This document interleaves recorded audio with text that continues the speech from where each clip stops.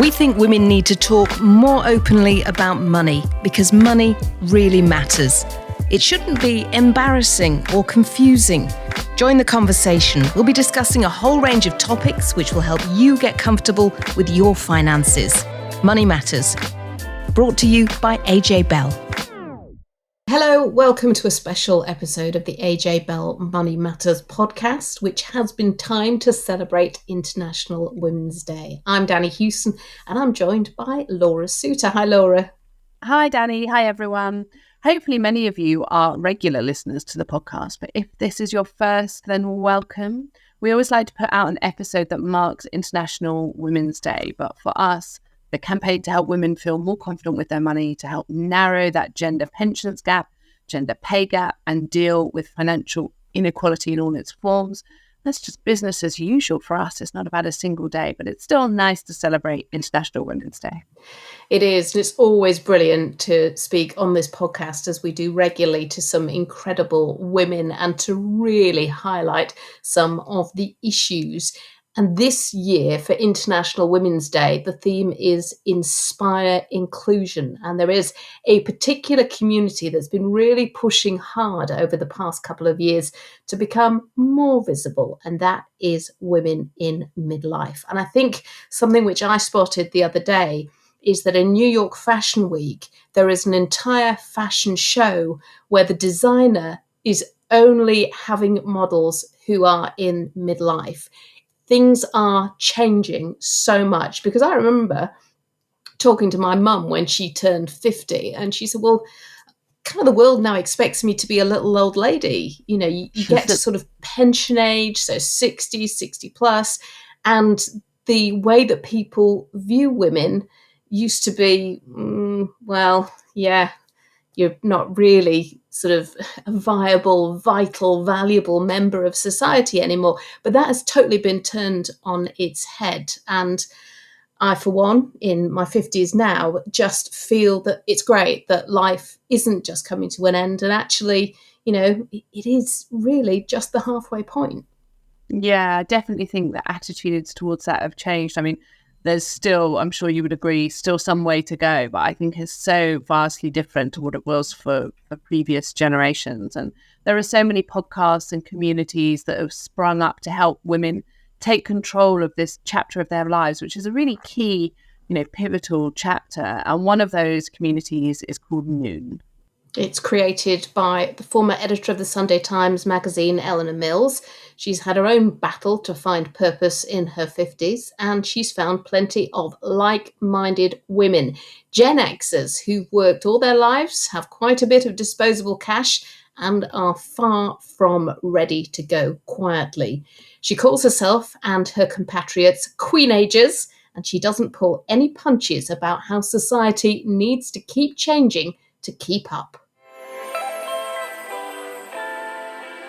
Noon is a really positive movement. It's been a really positive labour of love for you, but it was born out of what was a really difficult experience for you because you were made redundant in your 50s. What happened?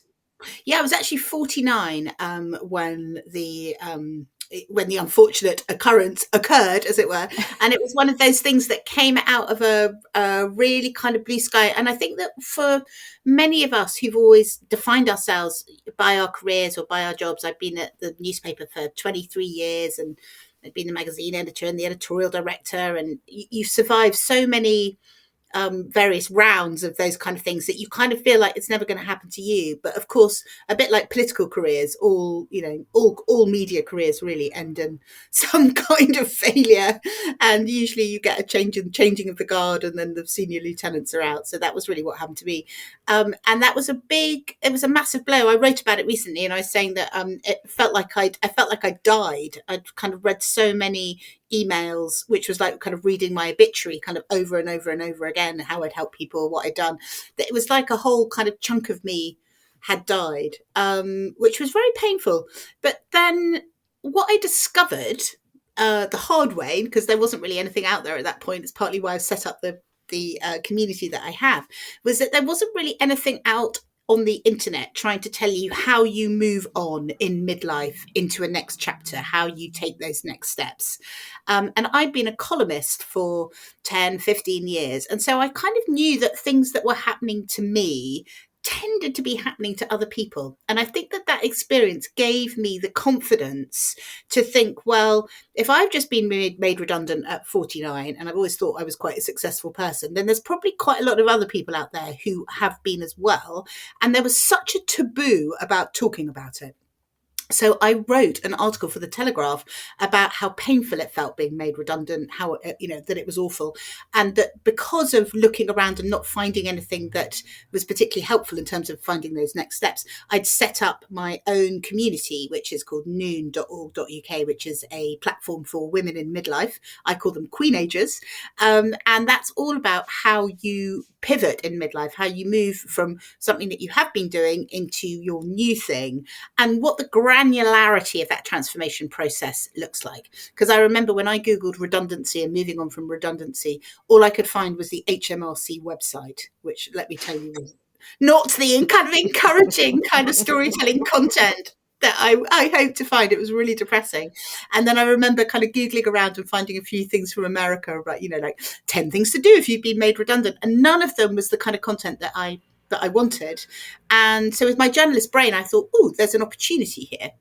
There is a gap in the market. There's lots of people like me in this situation, and there's hardly any resources out there. So I set up Noon, which is a website which helps you into a new chapter at midlife and which supports women through the pinch points of those times and into the sunny uplands. And we did a huge piece of research with a massive management consulting firm, really looking at the issues affecting women at this point.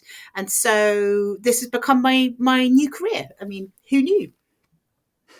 So you went from being included to excluded, and then you found a way to make everyone within your community feel included, part of that community, because that's what International Women's Day is all about this year. It's about fostering inclusion.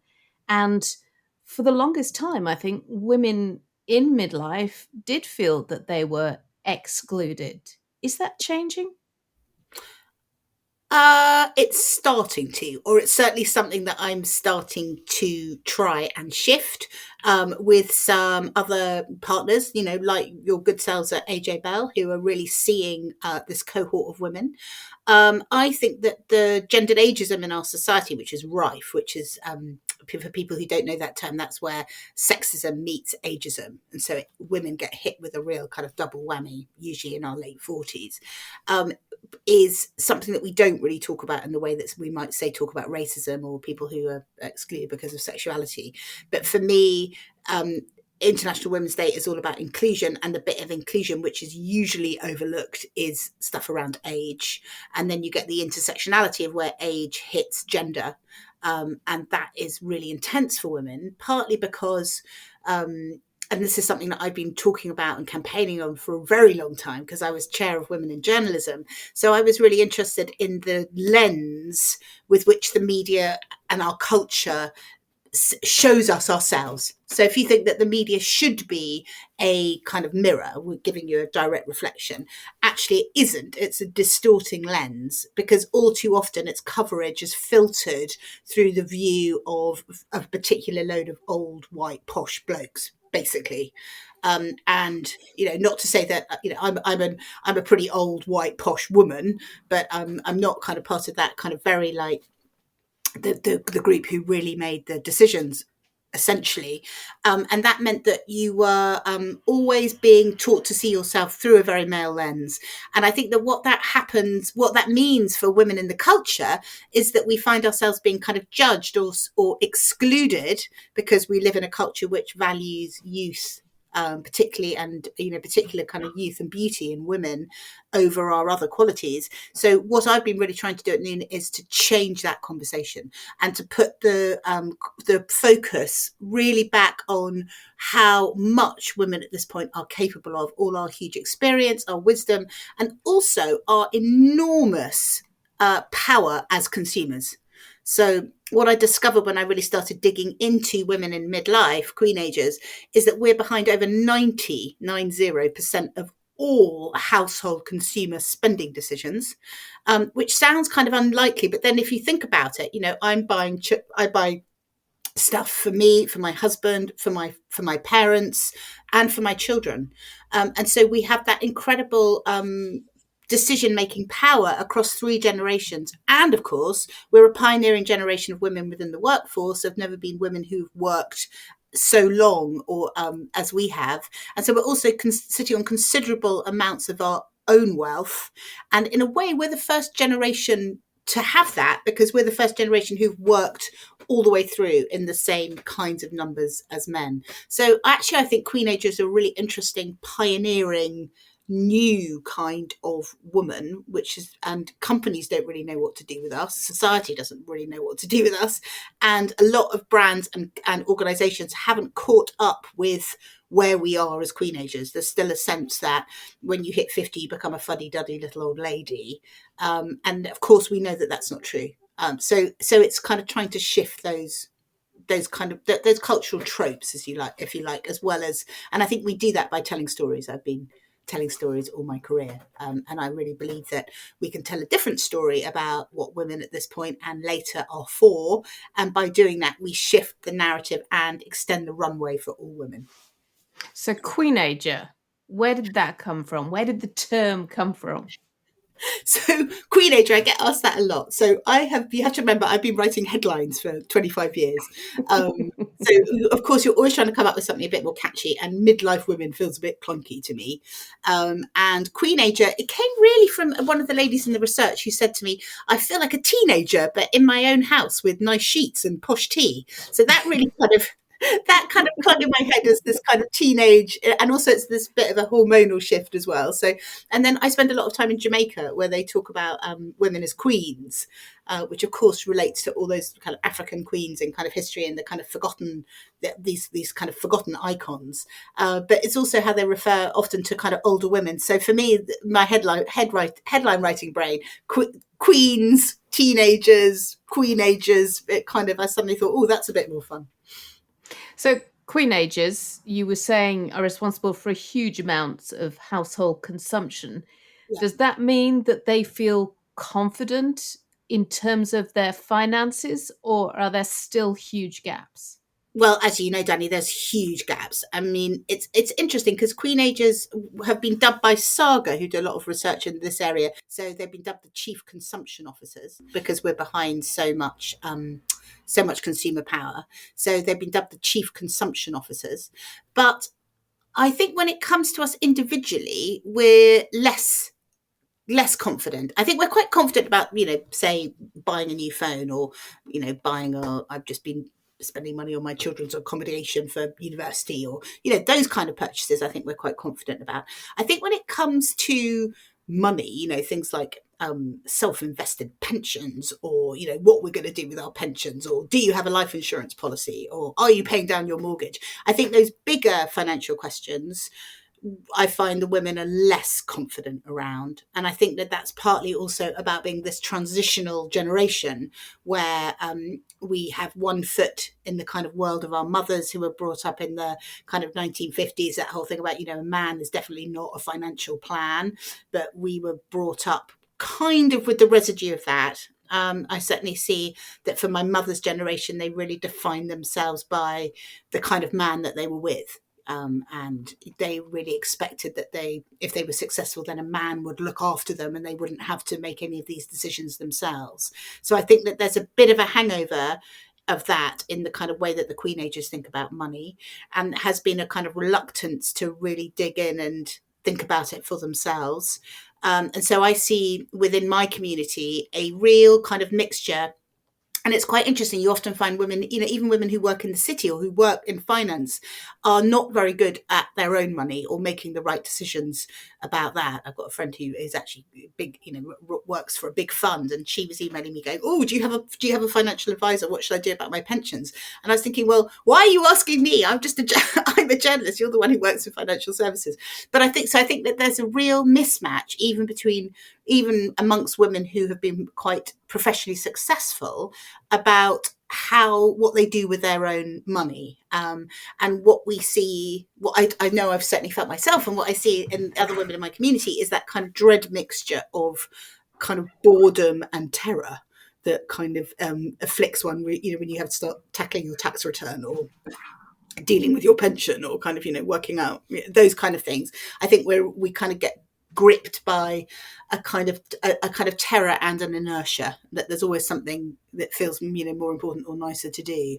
But what I've found personally is actually getting a grip on that stuff, going to talk to somebody who knows about it, or actually beginning to inform yourself, reading the dreaded money pages of the newspaper, or listening to something like your Money Matters podcast, or actually it's not rocket science. And if you apply, if we apply our considerable brains to the matter in hand, we kind of can do it. But I do see that there's a kind of block for many of the women kind of around starting. Why do you think money is still an issue that many women, many Queenagers, feel that they're reluctant to tackle head on? I think they're quite fearful.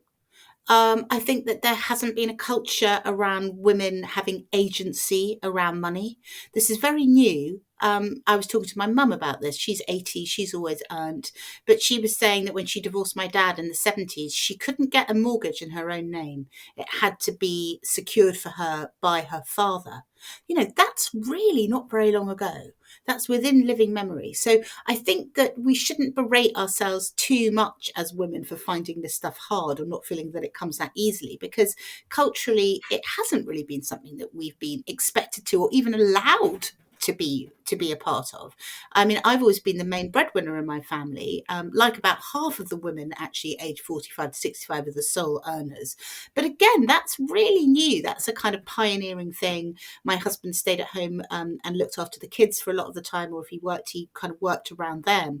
And that was definitely not something that was particularly accepted when he was doing that. So I think all of these mores and expectations about money have shifted hugely, even in the last kind of 10 or 15 years. And I think that the women coming up behind us, and you see that with the proliferation of kind of money podcasts and, slay in your lane and all that kind of stuff about taking charge of your financial future, that's beginning to trickle through. But I think for my Queenagers, they're much more of a transitional generation on all of this, which is why we've really been trying to kind of help them with the campaign that we've been doing with you about really being specific about what they can do. And Helena Morrissey, who used to be your chair, he's an old friend of mine, she told me years ago that financial health, a bit like doing your Pilates or doing your daily exercise, was about doing things little and often. And I think that that's really true. And it's a kind of habit that we need to get into, to check our bank account, make sure that we are getting interest on our account, looking at, say, things that the government are bringing up, like lifetime ISAs, which might be good for kind of, funding our children in the future. Just being much more canny about those kinds of things, and also realizing that we can, with a little bit of effort or a bit of self-education or listening to your kind of Money Matters podcast, we can really make a difference to what our old age is going to look like. And the figures on the pension gap for women are absolutely terrifying. Women have about 67,000, men have double that by the time that they retire. So I think it's really, really important that, particularly as women live longer, that we take kind of control over what that financial future is going to look like. Because yes, we want to go on living, healthily. I'm all really into health span. The increasing lifespan is fantastic, but not if you don't have enough money to live. So I think as midlife women, Queenagers, it should be at the top of all of our agendas to make sure that the money that we have got is going to work hard for us, and also really think about what we can do to maximise that. Yeah, it's really interesting because the women that you're talking about, the women who are part of your community, they work, they've been to university, they've got money in their own right.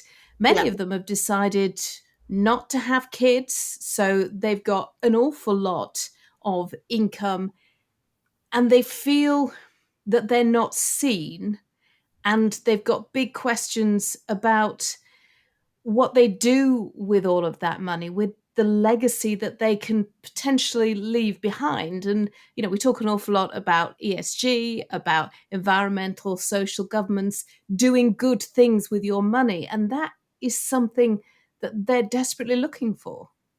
Yeah, it's really interesting. And again, it's part of the kind of male lens that we train on our society. So if actually, when you look and really dig into the statistics, nearly a third of women aged 45 to 65 in the UK do not have children. Nearly a third. That's a huge number. And yet they're always made to feel like they are kind of aberrant or, unusual because they're child free.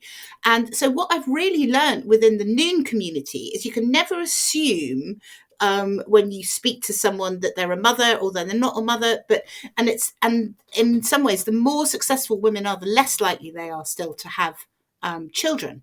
So in our big piece of research that we did, I was speaking to one woman who was the partner in a London law firm, and she said to me that I'm 51, I'm earning all this money, I've got this great job, but when it comes to the wider culture, I just feel like I don't exist. I just don't see anyone like me kind of being talked about in adverts or in the media.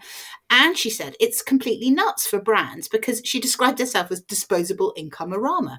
And actually, that's really true. She's got far more disposable income. She's the one who's shopping at Waitrose and buying blueberries and nice things for herself because she doesn't have any of the dependents that many of the rest of us have. But what's interesting about that? It's not just that they've got more disposable income, but they are thinking about it in a very different way. So this whole business of legacy is incredibly important to them. And what we see with our Queenagers is what we call my head of consulting at Noon is a woman called Lucy Ryan, who's written a brilliant book called Revolting Women. And she talks about the midlife revolt, which is about a kind of real shift at this point into purposefulness, doing something with meaning. Partly because there's a bit of a sense that the clock is ticking, so if you haven't done that thing that you always wanted to do, if you don't do it now, it's going to be too late. But also what comes with that, I think particularly for the women who are child free, is a sense of wanting to pay it forward, wanting to leave some kind of legacy, whether that's setting up some kind of a charity, or I've got a great friend who's setting up a big mentoring scheme for young leaders of the future, because there's a kind of sense of wanting to leave a kind of creative legacy and a sense that your being here has mattered and kind of lives on in some way. And we see that as a really, really strong influence on many of these child-free Queenagers. And yet again, I don't think that many financial institutions are thinking about them at all. And actually their financial needs are rather different from women who are mums, because much of my financial planning will be, well, my kids will get it all anyway. So that's rather different if you're leaving your money kind of to an organisation, or you're thinking about setting it up kind of as a trust for the long term. So I think that lots of banks and things are really missing a trick by not really having a proposition for the child-free Queenager, something that we've been talking about a lot. And when we did write about this, we got such a huge reaction because these women feel so unseen and so invisible. And that's true of women in midlife, period, I would say. I mean, over half the women that we surveyed said that they felt kind of, either ignored or invisible, which is a lot if you consider also how much kind of wealth they're commanding and how important they are within society. And so I think the first thing that we found with Noon is having this conversation, saying to women at this point, oh, we're really interested in what you've got to say, is almost floors them at the start. If you then come in like I did, you're rather optimistic about everything that's possible. And I talk about my book, which is coming out later this year, is called Much More to Come, because I really feel that in the 100-year life, 50 is only halfway through. That's why I called my organisation Noon, as in the middle of the day. So I think there's a lot to be optimistic about, and there's also a huge potential for brands, and particularly for financial institutions, who very obviously are seeing these women, making them feel seen, making them feel like they have important needs which are being met. Because I think in so many of our institutions, that's not the case. If we look at advertising, although, these women are behind, say, 90% of all household consumer spending decisions, they appear in less than 12% of adverts. So that just seems to me a bad business, and also like massively kind of wrong and unfair. And it also what I'm doing about Queenagers, I think, is not just for women in midlife, it's for all women, because by doing this, we extend the runway for everybody else. So we say, you're not done and finished when you're 50. Actually, this is when you become a Queenager, you come into your prime. This is when it gets really good. That's certainly what I feel. And saying to younger women, look, you've got this to look forward to, rather than you drop off a cliff and become invisible when you're 50. That makes a huge difference to how they feel about themselves. And I do a lot of public speaking now, and I get so many younger women coming up to me going, oh, wow, you made me feel so much better. You know, I'm really kind of in a tough squeeze point of small children, big job, everything feels like really hectic. The idea that actually at 50, it starts getting good is really kind of inspirational in terms of having something to look forward to. So that was Eleanor Mills from Noon. You can find Noon on all of the usual social media platforms. Find them on Instagram under Up on Noon. And through this special episode, did you manage to get a financial confession out of Eleanor, Danni? I did. It is one that many Queenagers are likely to have to face at some point. It is time for your financial confession or dilemma. Oh, my ongoing financial question dilemma is, do I sell the family home? You know, a friend of mine said to me, you can only sell the family home once. But like many of us, most of my money is in my house. And I now have quite a big house, and both my children are away at university. So my husband and I kind of rattle around. We've actually got a lodger at the moment. But the thing that we argue about over and over again is, you know, do we sell out? Do we go and live somewhere cheaper? Do we move out of London? We both love the sea and being in Devon. So our really big financial dilemma is, do we keep all our eggs in one basket, which is having this house, or do we kind of diversify and, you know, realise some of that kind of for the future? But the children, of course, are massively anti the idea of us selling our house and moving out of London. And I'm a real Londoner born and bred. My mum lived in Soho, and I kind of grew up in Camden. So for me, there's a big wrench about actually shifting out. I love the countryside, but I never feel happier than when I'm driving back in along the Westway and I smell the city air of London and I feel like I'm home. See, I'm the complete opposite. I live in the country, and for me, the city is a great place to visit, but I drive down the hill and I can see the green fields in front of me, and I just think, peace. Yeah, and you feel relaxed. Whereas for me, wherever I've been, I drive back in along the Westway and my heart quickens and I go, hooray, home, you know, London. There's nothing I love more than the kind of petrichor smell of rain on kind of hot pavement, all that kind of thing. So I think I am just a Londoner at heart. I think this debate is so interesting because I think so many people assume that they will just automatically downsize once they reach a certain point in their life, once they don't need such a large home. But I think then when they're faced with the prospect of downsizing and putting all of their stuff into a smaller property, and maybe the realities of moving to a smaller place, it's maybe not quite so appealing, leave alone the whole dilemma of where to move to or whether you want to be a city girl or a country girl. Yeah, absolutely. Thinking about just, you know, your friends, your life, and also having space if you've got kids like Eleanor does, like I do, when they've come back from university, to be able to, you know, turn up for Christmases or whatever. And then hopefully in the future, if they have kids, to have the space to be able to have everyone together. Although, of course, that means that you are not benefiting from downsizing. Look, thanks so much for listening to this International Women's Day special. We hope that whatever you did, you celebrated it with other incredible women in your lives. And our next episode will be out in a couple of weeks' time. And we've drafted in the brilliant financial advisor, Jane Gow from Clear Cut Financial Planning, to answer all of your questions. So do send them in. Email us at hello@ajbellmoneymatters.co.uk, or you can message us on social media. We're on Facebook, Instagram, X, all of those. And we just want all of your financial questions, maybe the questions that you feel a bit too silly asking your friends, or the things that the burning financial issues that you've got that you just really want a bit of expert help and advice. Anything from kind of saving, investing, pensions, the whole area, and we will do our best to answer all of them. And don't forget to sign up to our newsletter via our website, ajbellmoneymatters.co.uk, so we can keep you up to date with everything that we're doing. You can find all of our podcasts, articles, special events, and you'll also find the link to sign up to our newsletter there, because with that, you will be able to get a discount code for an event that we're holding in Manchester in April. So do take a look at that. Until next time, thank you so much for keeping us company, and remember to let all of those other incredible women in your life know all about us at AJ Bell Money Matters.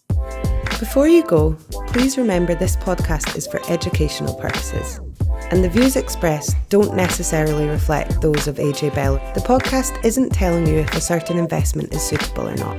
Don't forget that the value of investments can change, and you can lose money as well as make it. It's also important to remember that how you're taxed will depend on your individual circumstances, and rules can change. The way an investment performed in the past may not be the same as how it behaves in the future. If you want help, go see a qualified financial advisor.